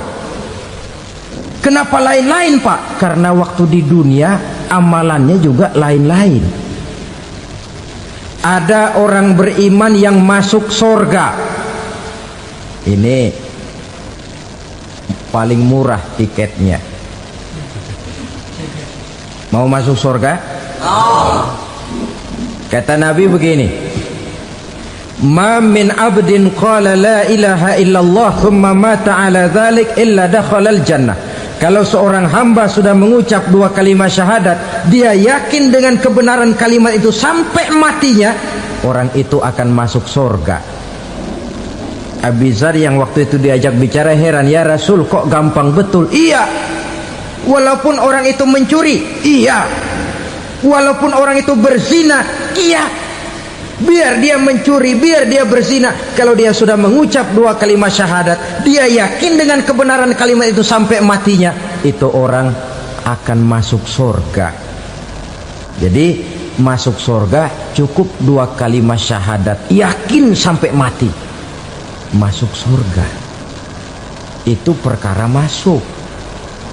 Tapi kalau pertanyaannya diterusin, masuknya kapan, Pak? Nah, ini lain lagi urusannya.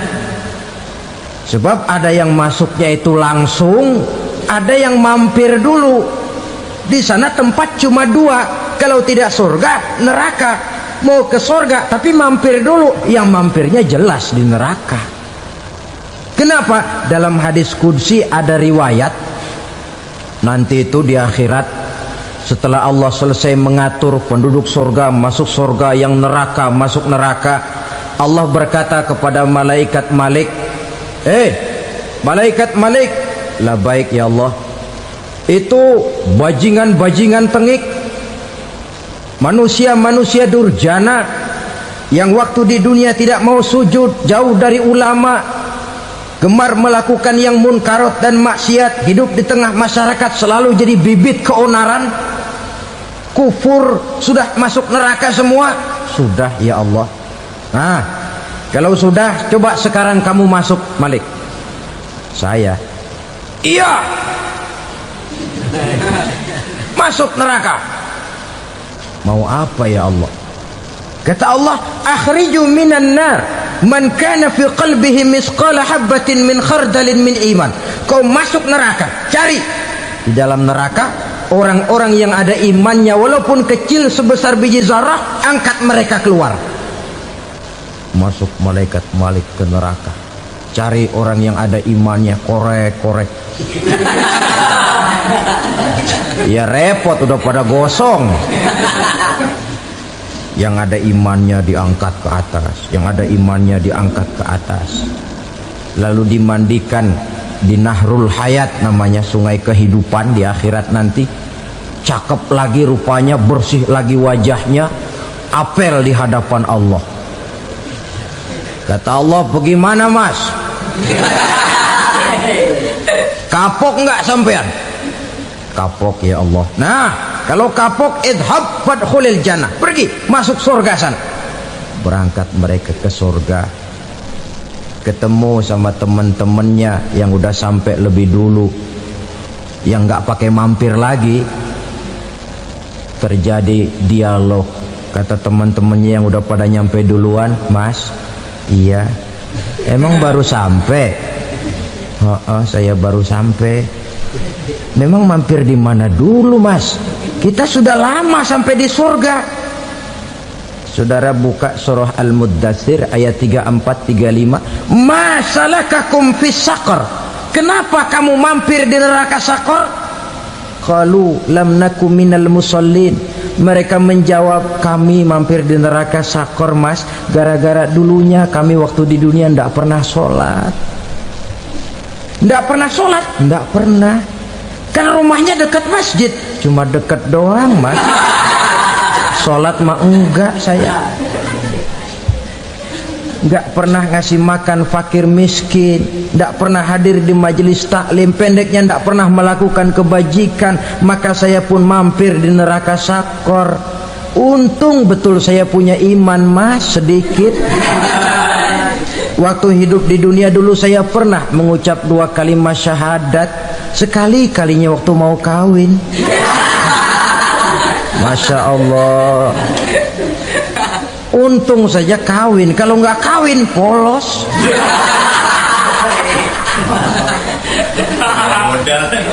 Itu juga pengulu sudah setengah mati ngajarin.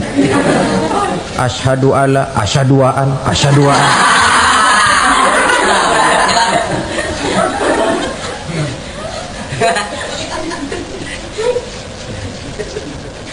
Ini namanya masuk surga, ada mampir dulu. Ada pula orang mukmin itu yang dimasukkan surga. Namanya dimasukkan kan terima beres. Saya masuk ke rumah, jalan sendiri, cari tempat sendiri. Saya dimasukkan ke dalam rumah, terima beres, pokok ada di dalam, itu dimasukkan namanya. Nggak pakai mampir. Tapi tentu tiketnya lebih mahal ketimbang yang pertama tadi. Apa kata Allah? Innal ladzina amanu wa amilus salihat la ukaffiranna anhum sayyi'atihim wa la udkhilannahum jannah. Sesungguhnya orang-orang yang beriman kemudian beramal soleh, kami hapuskan segala dosa dan kesalahannya, kami masukkan mereka ke dalam surga. Lihat ayatnya, Allah yang memasukkan, kita yang dimasukkan. Tidak pakai transit, tidak usah mampir. Cuma tidak cukup syahadat, tidak cukup amanu, tapi diiringi dengan wa'amilus salih. Iman, amal. Tidak cukup syahadat, lalu dibuktikan dia sholat, dia zakat, puasa, lalu dia melakukan berbagai macam kebajikan. Ini yang menyebabkan dia tidak pakai mampir di tempat yang bernama sakor. Lalu ada pula orang mukmin itu yang disebut penduduk surga. Wah, ini sudah VIP ini. Ashabul jannah, penduduk surga. Siapa mereka? Kata Allah, innal ladzina amanu summa istaqamu fala khaufun 'alaihim wala hum yahzanun ulaika ashabul jannah hum fiha khalidun. Sesungguhnya orang-orang yang beriman lalu istiqamah, tetap dalam melaksanakan perintah Allah, tidak goyah, tidak labil tapi stabil, istiqamah, mereka tidak takut dan tidak bersedih hati, merekalah penduduk surga. Iman, istiqamah. Tidak punya duit, sembayang. Banyak duit, sembayang. Miskin, sembayang. Kaya, tetap sembayang. Istiqamah. Kadang orang kalau susah rajin ke masjid, banyak duitnya ngelihat masjid melengos. Waktu miskin hamba Allah, setelah kaya jadi hamba harta. Bergeser, tidak ada nilai istiqomahnya. Saudara-saudara, dengan begitu penduduk neraka itu dua. Ada penduduk permanen, ada penduduk yang semi permanen. Yang semi permanen orang-orang beriman yang mempunyai dosa besar. Mereka masuk ke neraka untuk menerima azab sesuai dengan dosanya. Bila selesai masa azab itu, mereka akan diangkat untuk ditempatkan kembali ke dalam surganya Allah Subhanahu wa ta'ala. Nah, dikala itulah saudara-saudara, ada yang disebut syafaat dari Rasulullah Sallallahu Alaihi Wasallam. Tapi tentu jangan lupa, syafaat ini ibarat kain menambal dia. Kita punya kain bolong-bolong sedikit, syafaat yang menambal. Solat kita ada kurang dikit, sedekah kita ada campur riak dikit, amalan kita ada tidak karena Allah dikit, kita berharap syafaat. Jadi biarlah kain masih bolong-bolong, yang penting punya kain. Tapi kalau kainnya tidak ada, yang ditambal apanya? Sholat tidak, puasa tidak, zakat tidak, berharap syafaat saja. Ya, terlalu berlebihan itu. Saudara hadirin yang saya hormati, apabila selesai proses penghisaban, proses penghitungan, maka dikala itulah manusia terbagi dalam dua kelompok besar. Fariqun fil jannah wa fariqun fis sa'ir. Sekelompok orang-orang beruntung yang masuk ke dalam surga, dan sekelompok lagi masuk ke dalam neraka. Akan memakan waktu untuk menceritakan sifat surga dan neraka, tapi insya Allah pada kesempatan pertemuan lain saya sampaikan. Namun sebagai gambaran umum cukuplah saya sampaikan sebuah hadis qudsi. Allah jelaskan, a'dadtu li'ibadiyas salihin ma la ainun ra'at wa la uzunun sami'at wa la khatara fi qalbil bashar. Aku sediakan buat hamba-hambaku yang soleh, yang tidak pernah terlihat oleh mata, tidak pernah terdengar oleh telinga, dan belum pernah terdetik dalam hati manusia. Jadi kenikmatan surga belum pernah dilihat mata, belum pernah didengar telinga, belum pernah terdetik dalam hati. Pedihnya azab neraka belum pernah terlihat mata, belum pernah terdengar telinga, belum pernah terdetik dalam hati. Saudara hadirin yang saya hormati, oleh karena itu sebagai uraian akhir daripada kiamat ini, marilah sama-sama kita memanfaatkan hidup dengan sebaik-baiknya, supaya jangan timbul penyesalan di hari kemudian nanti. Mudah-mudahan kita seluruhnya diselamatkan Allah dari azab neraka dan mendapat surga dan ridhonya. Sekian dan demikianlah pertemuan kita kali ini. Terima kasih banyak atas segala perhatian. Mohon maaf atas segala kekurangan. Usikum wa nafsi bitaqwallah. Wassalamualaikum warahmatullahi wabarakatuh. Waalaikumsalam warahmatullahi wabarakatuh. Alhamdulillah, semoga ceramah ini menjadi pengingat dan sumber keberkahan bagi kita semua. Dukung terus dakwah ini dengan subscribe, like, dan share channel ngaji di Teras Online. Wassalamualaikum warahmatullahi wabarakatuh.